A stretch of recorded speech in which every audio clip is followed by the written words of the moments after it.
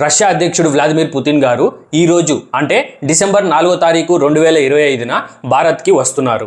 23వ భారత్ మరియు రష్యా వార్షికోత్సవ సందర్భంగా ఈయన భారతదేశానికి వస్తున్నారు. భారతదేశంలో 2 రోజులు ఉంటాడు, అంటే 4వ తారీఖు మరియు 5వ తారీఖు. మన భారతదేశ ప్రధానమంత్రి మోదీ గారు డిసెంబర్ 4వ తారీఖు రాత్రి సమయంలో రష్యా అధ్యక్షుడు పుతిన్ గారికి ప్రైవేట్ డిన్నర్తో హోస్ట్ చేయనున్నారు. ఇక్కడ హైలైట్గా చెప్పుకోవాల్సిన విషయం ఏంటంటే, ఎప్పుడైతే 2022లో రష్యా అనేది ఉక్రెయిన్ దేశంపై యుద్ధం చేయడం స్టార్ట్ చేసిందో అప్పటి నుంచి రష్యా అధ్యక్షుడు వ్లాదిమిర్ పుతిన్ గారు ప్రపంచ సదస్సుల్లో గాని లేకపోతే ఇతర దేశాలలో గాని ఎక్కడా పర్యటించింది లేదు. ఇది భారత్ మరియు రష్యా 2 దేశాలకు సంబంధించినటువంటి సంబంధాలలో ఒక మైలురాయిగా చెప్పుకోవచ్చు. ఈ పర్యటనలో డిఫెన్స్ మరియు ట్రేడ్ మరియు ఎనర్జీ ఈ ఒప్పందాలకు సంబంధించినటువంటి కీలక అంశాలు చర్చలో ఉన్నాయి. ఈ భారత్ మరియు రష్యా ఈ ఇరు దేశాల మధ్య 75 సంవత్సరాల చరిత్ర ఉంది. యుద్ధాలు, శాంక్షన్లు, అంతర్జాతీయ ఒత్తిడుల మధ్య కూడా భారతదేశం మరియు రష్యా మధ్య ఉన్నటువంటి సంబంధము చెక్కు చెదరలేదు. ఈ సంబంధం అనేది ఇంకా బలంగా తయారైంది. ఇప్పుడు ఈ చర్చల్లో ప్రధాన అంశాలు చూద్దాం. నెంబర్ 1 వచ్చేసి డిఫెన్స్ అండ్ మిలిటరీ కోఆపరేషన్.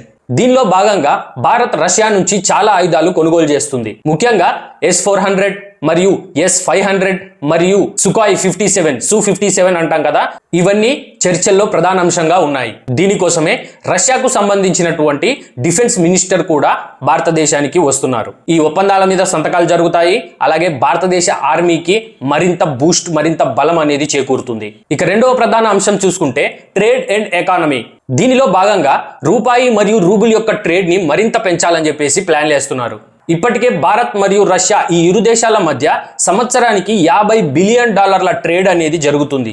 దీన్ని $100 బిలియన్ ట్రేడ్ కి పెంచాలని చెప్పేసి ఇరు దేశాలు కోరుకుంటున్నాయి. ఆ దిశగా ఈ చర్చల్లో భాగంగా కొన్ని కొత్త ఒప్పందాలు జరిగే అవకాశం ఉంది. అంతేకాకుండా బిజినెస్ మరియు ఇండస్ట్రీలో ఇన్వెస్ట్మెంట్లు ఈ అంశాలపై కూడా కొత్త ఒప్పందాలు జరిగే అవకాశం ఉంది. ఇక్కడ ఆసక్తికరమైనటువంటి విషయం ఏంటంటే, అమెరికా యొక్క శాంక్షన్లు, అమెరికా మరియు యూరోప్ ఈ అన్నిటి శాంక్షన్ల తర్వాత కూడా భారతదేశం మరియు రష్యా మధ్య ట్రేడ్ సంబంధాలు అనేటివి బలంగా ఉన్నాయి. ఇక మూడవ ప్రధాన అంశం ఎనర్జీ అండ్ ఆయిల్. రష్యా తన ఆయిల్ ఎక్స్పోర్ట్ ని పెంచాలని చెప్పేసి ప్లాన్ వేస్తుంది. భారతదేశము పెట్రోల్ మరియు డీజిల్ అవసరాల కోసము రష్యా యొక్క డిస్కౌంటెడ్ ఆయిల్ మీద ఆధారపడుతుంది. అంటే మన భారతదేశం కేవలము రష్యా దగ్గర నుంచే ఆయిల్ అనేది దిగుమతి చేసుకోవట్లేము, మనము ఇతర దేశాల నుంచి కూడా దిగుమతి చేసుకుంటున్నాం. కానీ మనకు రష్యా ఇస్తున్నటువంటి డిస్కౌంటెడ్ ఆయిల్ అనేది ఇతర ఏ దేశము ఇవ్వట్లేదు. కాబట్టి మన ఎక్కువ దిగుమతి రష్యా నుంచే ఉంది.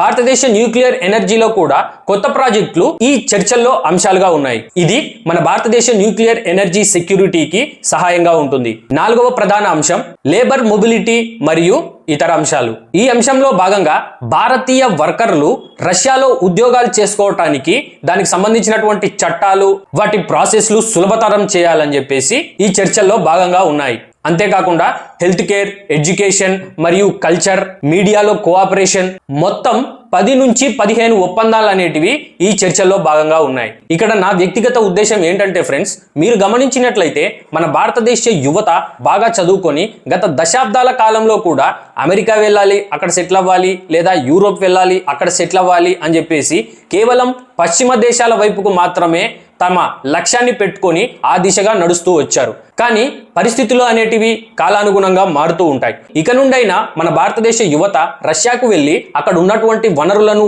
వినియోగించుకొని వారికి మనము మ్యాన్ పవర్ అనేది ఇచ్చి మన కెరీర్లను మనం బిల్డ్ చేసుకోవటము, ఇరు దేశాలకు ఉపయోగకరంగా ఉండటము అనేది ఆలోచించాల్సిన విషయం. ఇది అమెరికా మరియు యూరోప్ దేశాల సంబంధాలతో బ్యాలెన్స్ చేస్తుంది.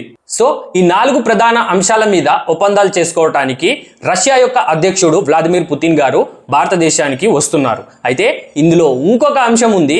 ఆ అంశం ఏంటంటే రెలోస్ అంటారు.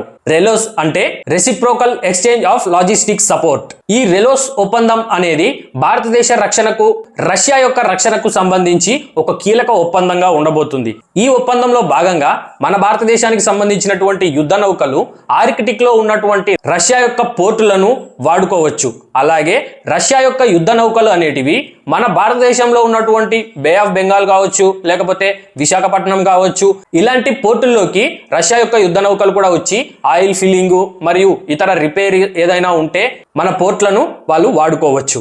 ఈ రెలోస్ ఒప్పందం ద్వారా మన భారతదేశానికి ఆర్కిటిక్ లో బలం అనేది పెరుగుతుంది. అలాగే రష్యాకు కూడా మన ఇండియన్ ఓషన్ రీజియన్ లో కూడా, అంటే భారత్ కావచ్చు, పాకిస్తాన్ కావచ్చు, బంగ్లాదేశ్ కావచ్చు, ఈ రీజియన్ లో కూడా ఒక బలం అనేది పెరుగుతుంది.